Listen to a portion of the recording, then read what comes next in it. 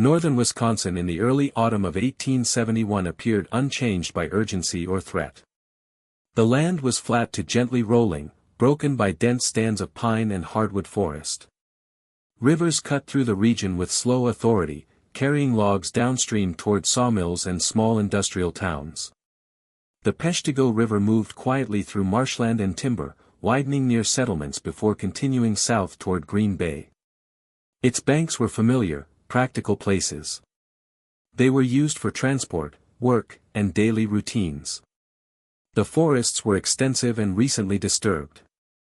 Logging had cleared wide corridors, leaving behind brush, sawdust, and drying debris.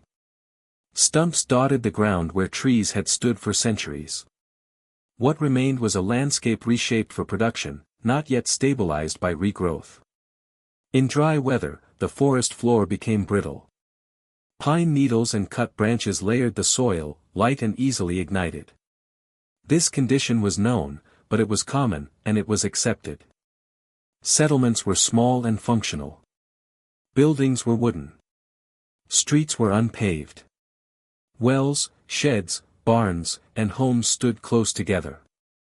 Smoke was a normal presence. Small fires burned frequently, set intentionally to clear land or dispose of waste. They were controlled when the weather allowed and watched when it did not. Fire was a tool, not an anomaly. October had arrived without rain. Days were warm for the season, and nights were dry. The air carried dust and ash from distant burns.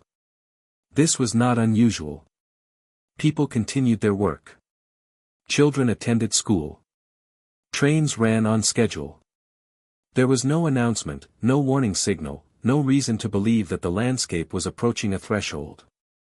The environment appeared stable because it had always appeared that way. Nothing in the quiet of the region suggested that within hours, the land itself would become unrecognizable. Peshtigo was a working town shaped by timber and water. By 1871, it had grown into one of Wisconsin's most productive lumber centers. Sawmills lined the riverbanks, their operations powered by the steady movement of water and the constant arrival of logs from upstream. The town existed because the forest existed, and nearly every household depended on that relationship in some form. The population was largely immigrant. Families from Germany, Belgium, Scandinavia, and other parts of Europe had settled in the region over the previous decades. Many had arrived with experience in farming or trades and adapted those skills to the demands of logging communities. Life was labor-intensive. Workdays were long. The rhythm of the town followed the mills, the rail lines, and the seasons. Homes were built quickly and close together. Lumber was abundant, and construction favored speed over durability. Wooden sidewalks crossed muddy streets. Roofs were shingled with cedar. Outbuildings held tools, animals, and stored supplies for winter. Wells were shared. Firewood was stacked near doorways for easy access once cold weather arrived.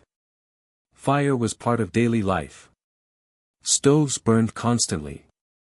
Sawmills produced sparks. Railroads passed through the region, their engines shedding embers along the tracks. Farmers and laborers used controlled burns to clear land and remove logging waste. These fires were usually small, watched until they burned out or were extinguished. When they spread, neighbors helped contain them. This had been done for years. There was no centralized fire service. Responsibility was local and informal. Buckets, shovels, and manpower were the available tools. The assumption was that fire could always be outrun or put down with effort. Large-scale wildfires had occurred before in the Midwest, but they were not part of recent memory for most residents. On Sunday, October 8, 1871, daily routines continued. Some families attended church. Others worked shifts at the mills. Trains moved lumber and passengers through the region. The weather was unusually warm, and the air was unsettled, but there was no official warning. Newspapers in nearby cities mentioned dryness, not danger. The conditions that sustained the town also concealed its vulnerability. Peshtigo had grown quickly, without buffers, without firebreaks, and without systems for coordinated response. This was not a failure of judgment so much as a reflection of the era.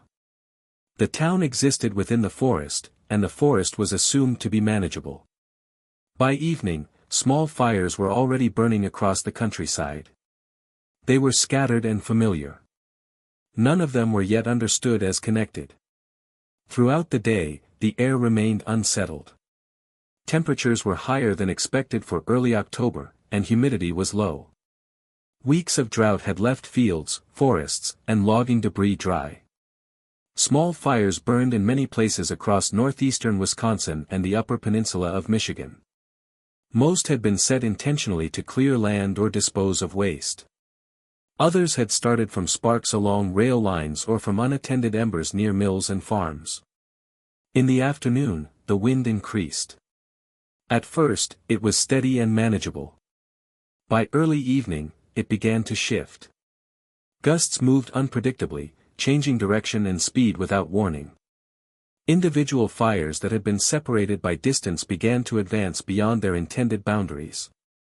In the dry conditions, flames moved quickly through brush and cut timber. As night approached, the wind strengthened further. It drove flames into unburned areas and lifted burning material into the air. Embers traveled ahead of the fire fronts, igniting new areas far from the original sources. What had been many isolated fires began to merge. The process was not immediately visible from any single location. There was no central vantage point from which the scale of the change could be seen. In Peshtigo and nearby settlements, the first signs were subtle. Smoke thickened. Ash began to fall. The smell of burning wood intensified. These were familiar sensations, but the speed at which they escalated was not. The wind carried sound as well as fire.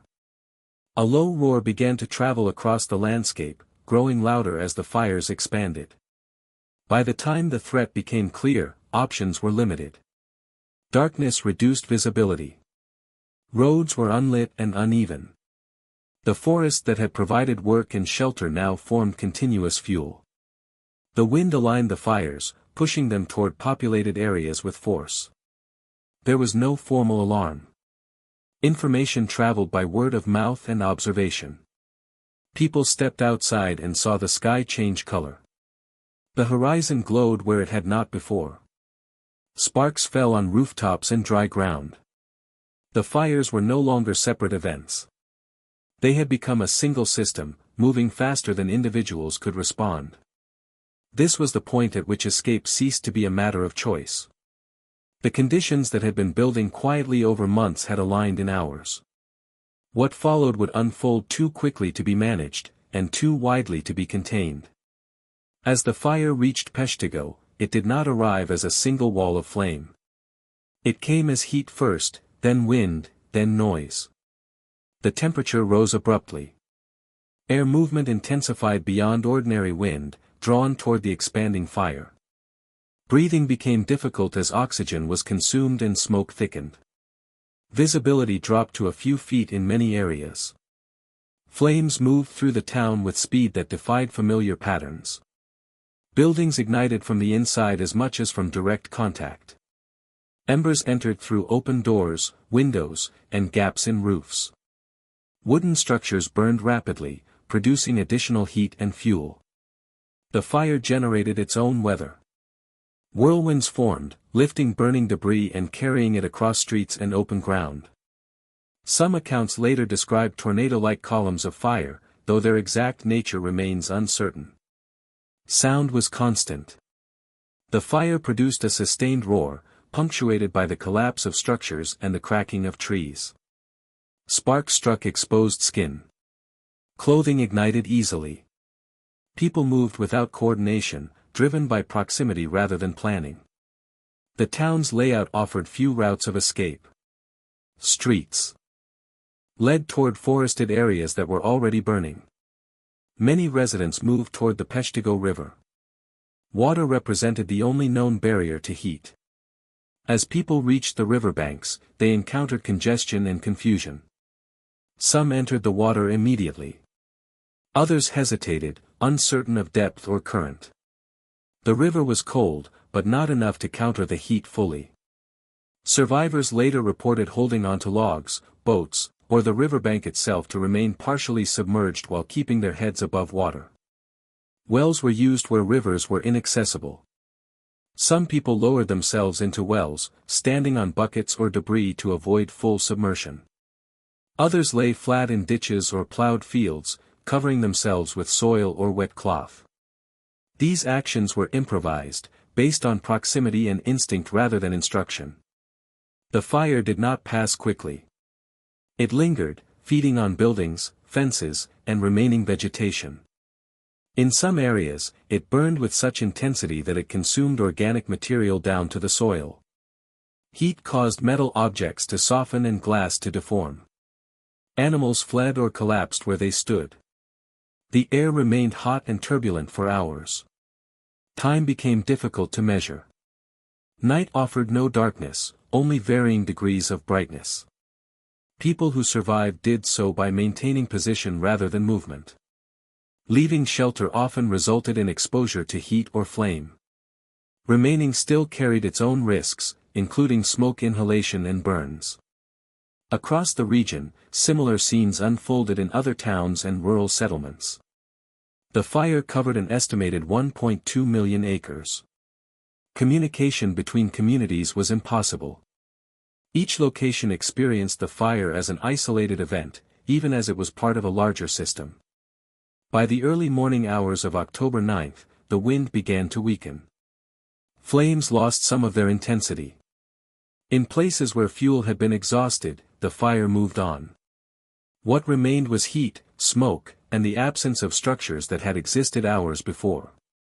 Survival during the night had depended less on preparation than on geography and chance. Those who found water or open ground at the right moment lived. Those who did not were overtaken. There was no clear boundary between safety and danger, only shifting conditions that allowed some to endure until the fire passed. Daylight revealed what the fire had left behind. In Peshtigo and the surrounding countryside, the landscape no longer showed clear divisions between town and forest. Buildings had collapsed into ash. Fences and roads were difficult to trace. Trees stood blackened or fallen, their branches stripped away. In some areas, the ground was still warm. Smoke continued to rise from scattered points where embers remained active. Survivors emerged slowly. Many had remained in place for hours after the fire's intensity declined, unsure whether it was safe to move. Those who had spent the night in water were stiff and disoriented. Prolonged exposure had numbed limbs and weakened muscles. Others who had sheltered in wells or shallow depressions suffered burns to their backs and shoulders where heat had penetrated from above. Injuries were widespread. Burns ranged from minor blistering to severe tissue damage. Smoke inhalation left many unable to speak clearly or breathe without effort. Dehydration was immediate. Clean water was scarce, and existing wells were often contaminated by ash and debris. Medical care was limited to what individuals could provide for one another. The absence of people became apparent as movement resumed. Families searched for members who had separated during the night. In many cases, there was no clear point at which separation had occurred. Entire households were missing. Livestock lay dead in fields or barns. Personal belongings were reduced to fragments that offered little identification. Counting the dead proved difficult from the beginning. Bodies were burned beyond recognition or buried beneath collapsed structures. Some had been carried into rivers and were not immediately recovered. Others were never found. Early estimates varied widely, reflecting both the scale of destruction and the lack of records. Modern estimates place the death toll at between 1,100 and 1,500 people, making the Peshtigo fire the deadliest wildfire in United States history. The psychological strain was visible but understated. Survivors moved with caution, conserving energy. Many were unable to leave the immediate area, either because of injury or because there was nowhere to go. Food supplies had been destroyed along with homes. Mills and rail lines were damaged or gone, cutting off employment and transport. In nearby towns such as Marinette, which had been spared the worst of the fire due to shifting winds and geography, residents began to receive displaced survivors. Temporary shelters were established where possible. Churches and public buildings took in those who could travel. For many, movement itself was delayed by exhaustion and injury. The fire had passed, but its effects did not resolve quickly. The morning after did not mark an end, only a transition. Survival now depended on endurance in the absence of infrastructure, clarity, or immediate assistance. The region remained quiet, not from relief, but from depletion. In the days following October 9, news of the fire reached communities beyond immediate reach.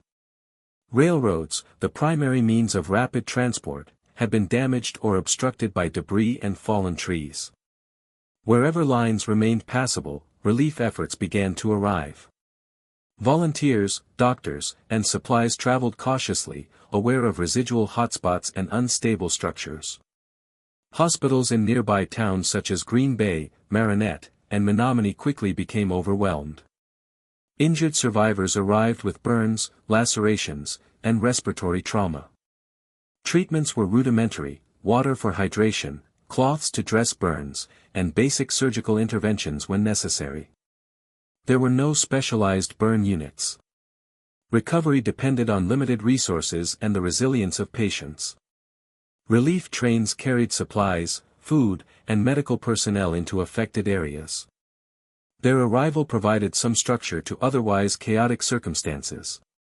Temporary hospitals were established in schools, churches, and warehouses. Officials began the slow work of registering survivors, though accurate counts were difficult. People were often relocated without formal documentation, moving between towns or remaining with distant relatives.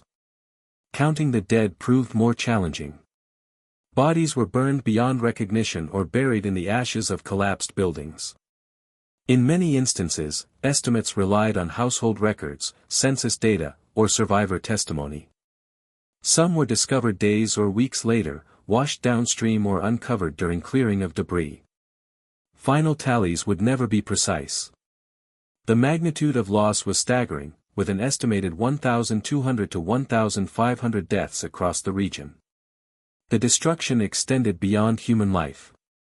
Entire mills, farms, and transport networks were gone. The landscape itself had been altered, with forests reduced to charred stumps and soil rendered barren in patches.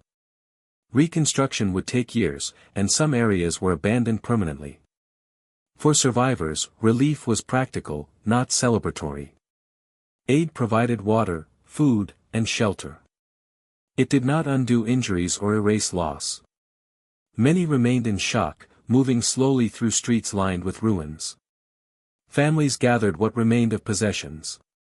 The scale of what had been lost was almost impossible to comprehend, and it would remain part of the historical record as a singular example of fire's destructive potential. In the years following the Peshtigo fire, the event faded from widespread memory, overshadowed by the Great Chicago Fire, which occurred on the same day. Yet the scale of destruction in northeastern Wisconsin remained unparalleled. The fire had erased entire towns, reshaped landscapes, and claimed lives in a way that could not be mitigated or fully understood at the time. Historians have examined the incident to understand why survival without warning was so severe. The combination of extended drought, accumulated logging debris, strong winds, and settlement patterns created conditions in which rapid evacuation was impossible. Individual decisions mattered, but chance determined who found water, who sheltered effectively, and who could endure until flames passed. Fire, in this context, was indiscriminate, but survival required proximity to resources, physical endurance, and immediate adaptation. Today, Peshtigo bears the marks of recovery and remembrance. Memorials list the names of the dead. Portions of the burned forest have regrown, though the patterns of destruction remain evident in aerial surveys. The fire remains the deadliest in U.S. history, a reminder of how human settlement can intersect with natural forces to lethal effect. The significance of survival in such conditions is quiet. It is not heroic, nor is it celebrated. It is endurance against an event that allowed few options, measured in hours rather than days, and determined as much by geography as by human effort. For those who lived, the fire ended not with resolution, but with a landscape forever altered, neighbors lost, and a community required to rebuild from absence. In this, the Peshtigo fire persists in history. It is a case study in sudden, overwhelming natural disaster, a moment when survival without warning became the defining reality for an entire region. The silence that follows is not empty, it carries the weight of endurance, the traces of what once was, and the quiet reminder that some forces move faster than warning can travel.